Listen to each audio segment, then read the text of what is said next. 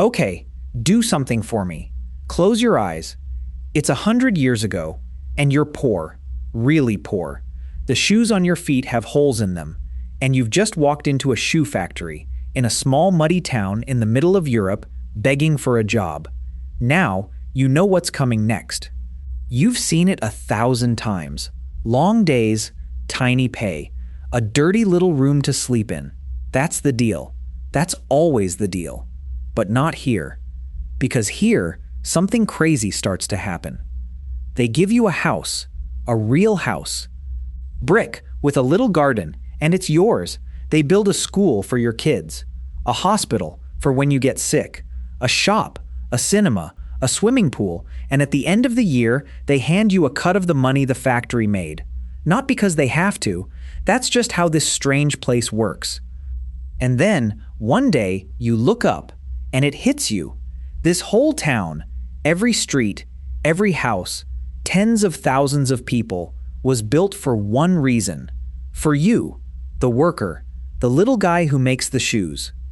This is a real place. It was called Zlín. It sits right in the heart of Europe, in what today is the Czech Republic.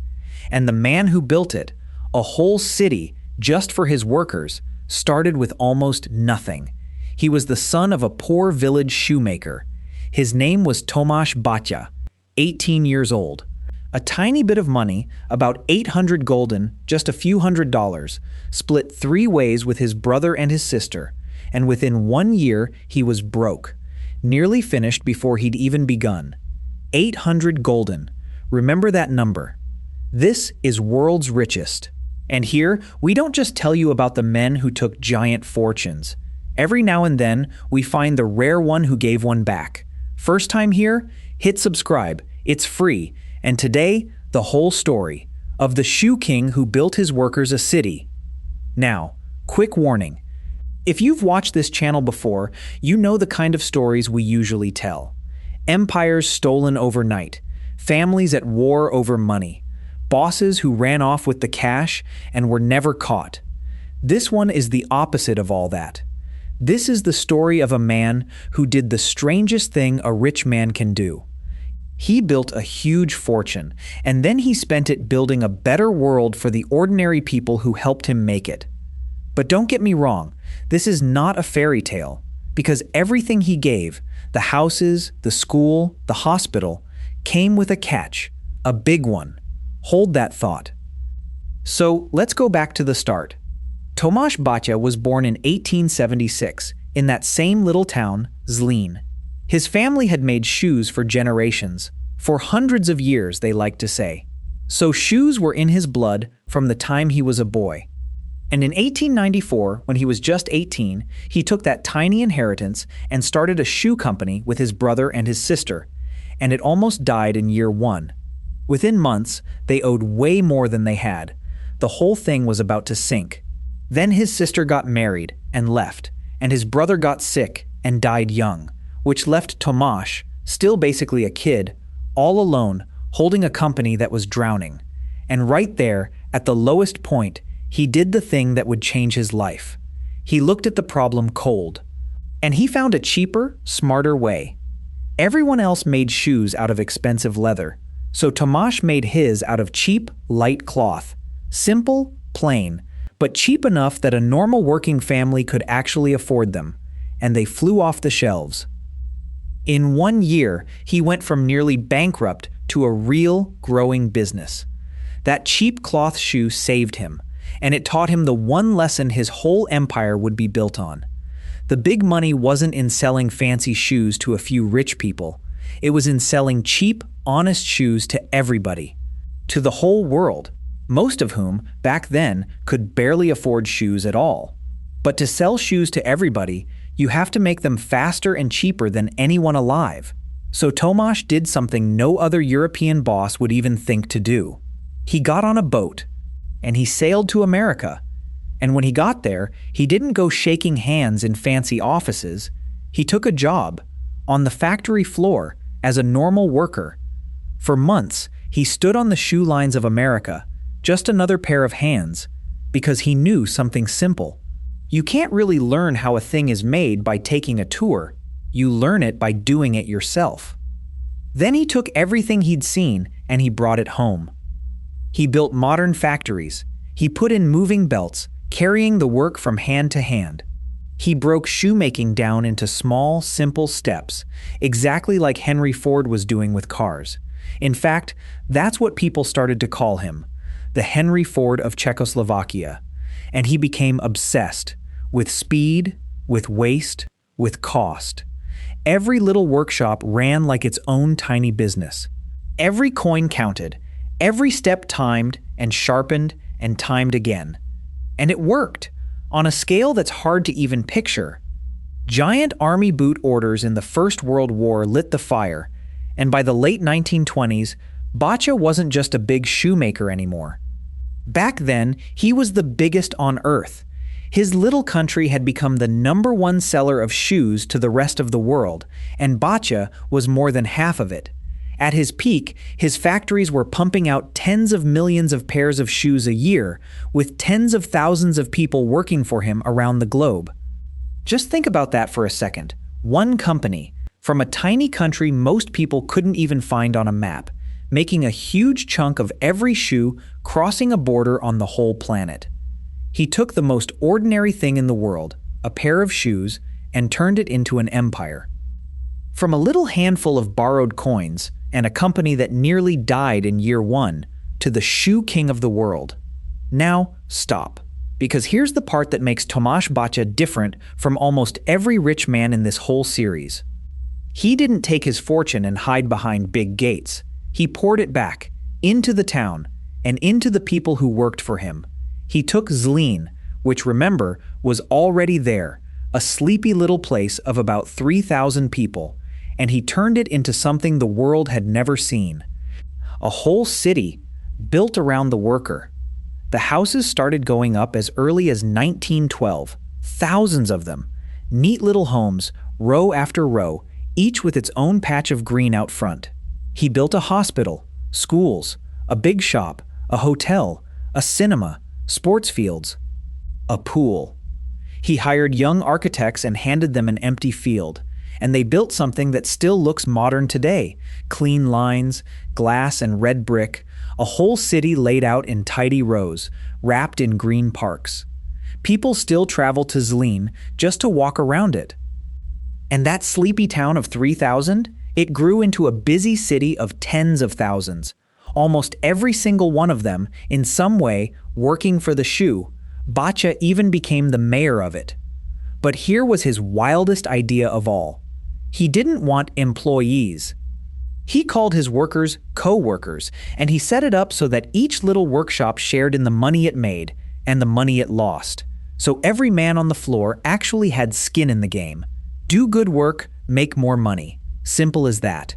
A poor young man could show up in Zlín with nothing, move into one of those little houses, send his kids to the company school, get looked after at the company hospital, and share in the company's success.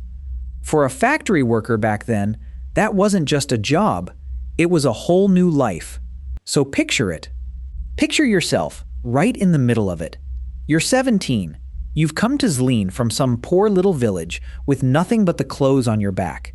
And they take you into the Baťa school, where the young ones earned a wage and learned a trade at the same time.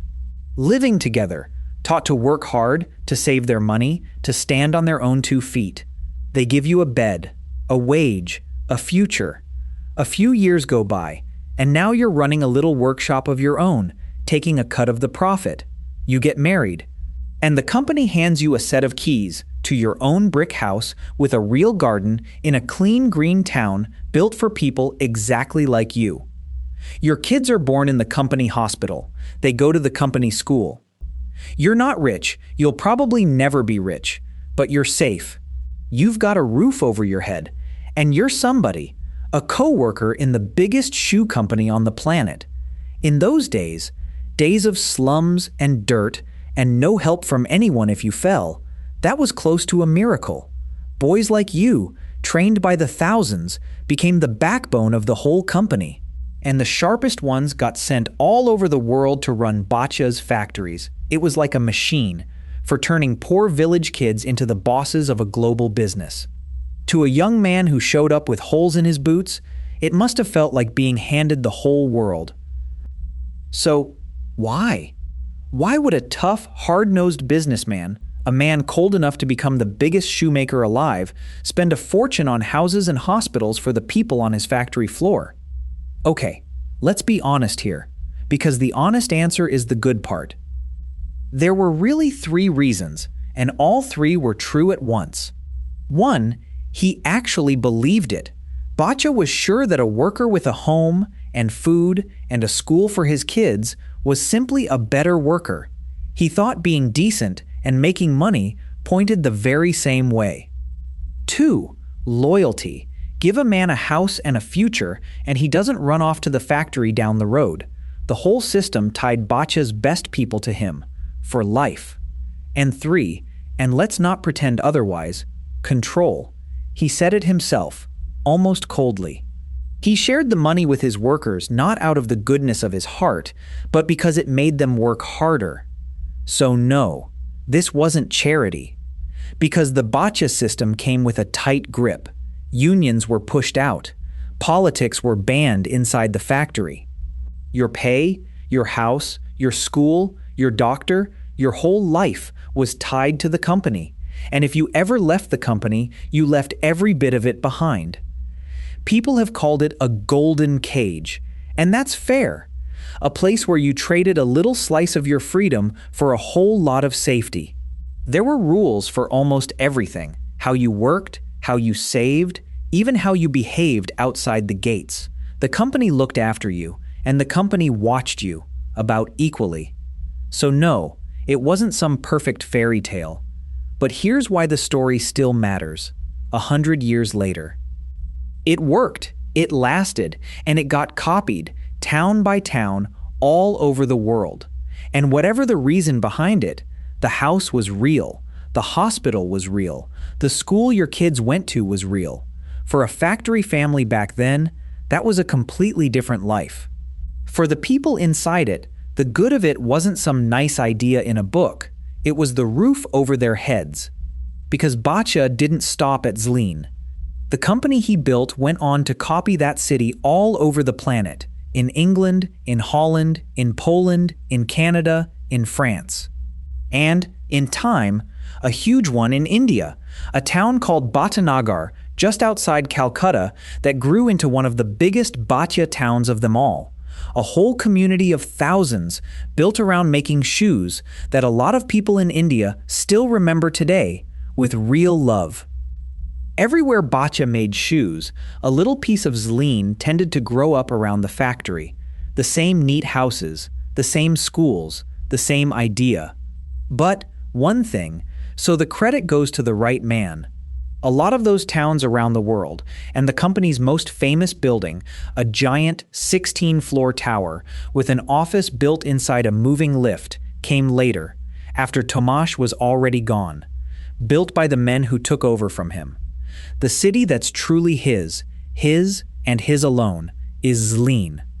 And bosses came from every corner of the globe just to study it, to see the factory city with their own eyes, the houses, the shared profits, the whole strange, humming machine, and to try, and mostly fail, to build one of their own.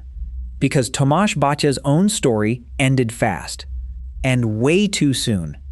The 12th of July, 1932. Before sunrise, he set off to fly to one of his new factories, over in Switzerland. His company was still growing, even on his very last morning. It was his own small plane. And the sky was thick with fog. The pilot, who they say had tried to talk him out of flying in weather that bad, took off anyway. And just 7 or 8 minutes into the air, in that blinding fog, the pilot lost all sense of where he was. The plane came down, right near the airfield it had only just left. Both men were killed. Tomáš Baťa was 56 years old. Investigators went over the wreck carefully, and they found nothing dark. No bomb, no sabotage, nobody to blame. It was just fog. And a pilot who couldn't see. The shoe king of the world, the poor cobbler's son who built a whole city for his workers, was gone, in a moment, on an ordinary gray morning. And the city he built stopped everything to say goodbye. And here the story goes dark. And then it turns again. Now, there are actually 3 different men named Baťa in this story, and it's worth keeping them apart. There was Tomáš, the founder, the one who built Zlín and died in the fog. There was his younger half-brother. He took over in 1932 and grew the company even bigger than Tomáš ever saw. More factories, more countries, that famous tower, a whole web of shoe towns around the world. And there was Tomáš's own son, who, in the end, would be the one to save the family name. Because then, history just took it all. After the Second World War, the communist government seized the whole business. The factories were taken from the family completely, and Zlín, the beautiful worker city, had its name wiped clean off the map for 40 years, renamed after a communist leader. In its home country, the empire was simply gone. But the story still didn't end, because Tomáš's son had already left for Canada right before the war in 1939 and started over in a country where nobody had even heard the name, a new factory, a new town, and from nothing, he built the whole thing back up again. He grew Baťa into one of the biggest shoe companies on earth all over again, a real shoemaker to the world, moving its home base first to Canada and later to Switzerland, and keeping it, through all of it, in the family's hands, where it still is today. The homeland was lost, the idea was not, because that's the real lesson tucked inside an ordinary pair of bata shoes. Making a fortune, that's one thing. Plenty of people in this series did that, and a lot of them stole it, or blew it, or tore their own families apart over it. But spending a fortune so that it changes the lives of the ordinary people who helped you earn it, that's something else. That's rare. And that's why, 100 years later, we're still telling this man's story. He died at 56, in the fog, on a Tuesday morning.